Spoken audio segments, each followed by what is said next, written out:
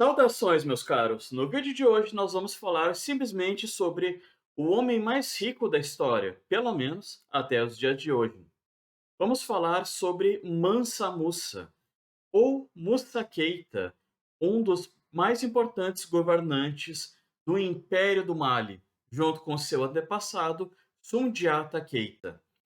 Então vamos apresentar um pouco sobre essa importante figura da história da África e entender um pouco de onde veio e o que ele fez com toda essa riqueza do Império do Mali. Bom, diferente do Sundiata, o fundador do Mali, sobre o qual nós não temos muitas informações, pelo menos em fontes escritas sobre ele, com o Musa Keita é diferente. Bom, para começar, o termo Mansa, né, pelo qual nós conhecemos o Musa aqui, ele é referente a rei. Então ele Mansa é como se fosse, assim, um rei dentro do Império do Mali.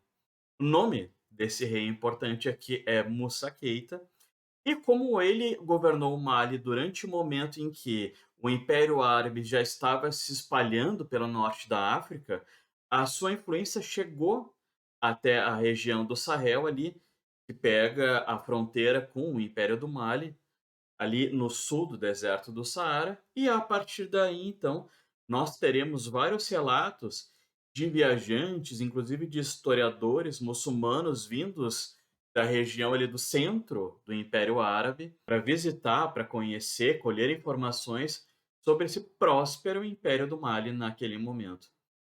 Então, o Mali começava a crescer por dois grandes motivos. Primeiro, por causa das suas minas de ouro ao sul, segundo, por causa das suas minas de sal.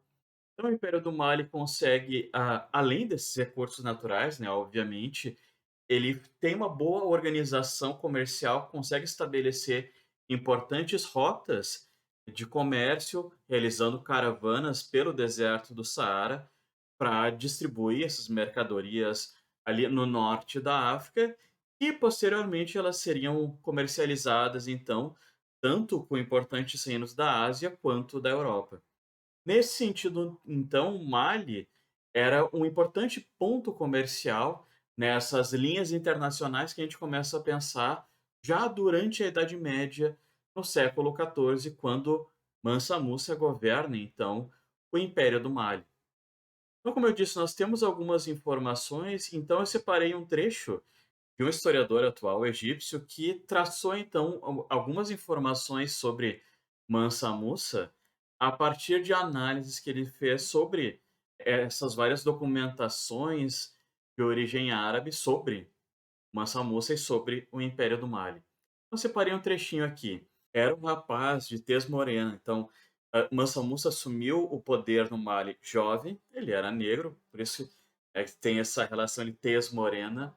Fisionomia agradável e de belo estilo, instruído no rito malaquita, exibia-se magnificamente vestido e montado entre seus companheiros.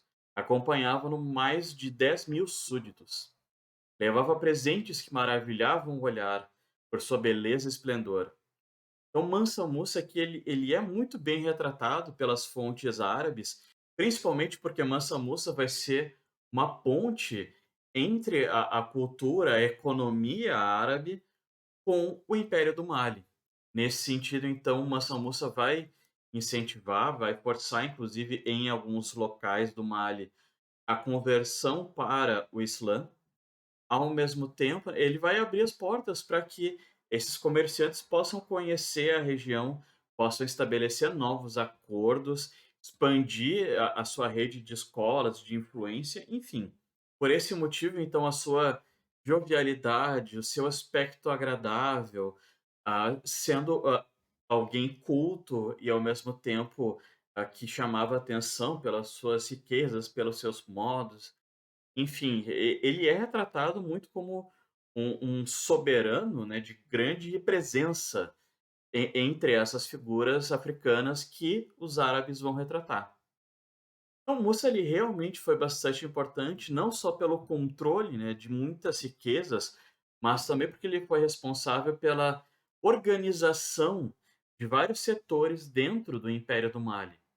Nesse próspero governo do Mansa Musa no Império do Mali, um dos aspectos que nós temos mais informações O episódio mais famoso que envolvendo esse soberano foi a sua peregrinação para a Meca, a cidade sagrada para os muçulmanos, que fica aqui na Península Arábica.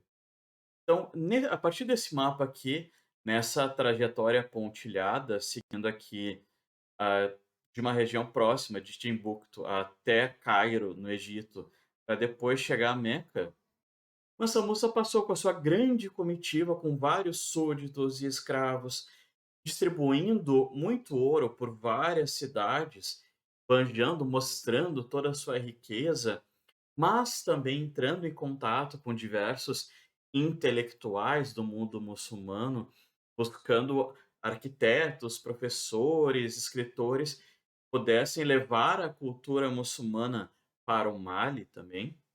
Mansa Musa se tornou bastante famoso, com vários relatos escritos pelas cidades por onde ele passou, pela sua influência com a grande generosidade, distribuindo ouro para a população, enfim, algo que até era comum para grandes soberanos muçulmanos, mas Mansa Musa chamou atenção pela grande ostentação da sua comitiva.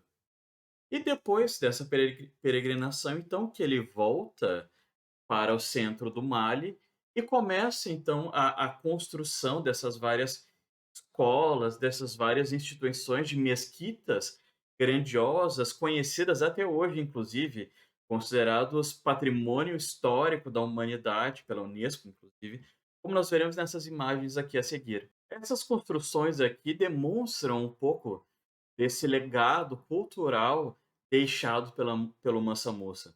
Então, diferente de vários bilionários que nós temos nos dias de hoje, por exemplo, Mansa Musa deixou um legado para a sua população, utilizou as suas riquezas para construir mesquitas, bibliotecas, escolas. E justamente a partir dessa fusão entre essa cultura tradicional árabe que se espalha, né, pelo mundo muçulmano e se ligando então com as características, a cultura própria do Mali, dessa região ali do Sahel, principalmente, com uma grande influência, nós teremos então essa arquitetura própria de várias construções do Mali até hoje.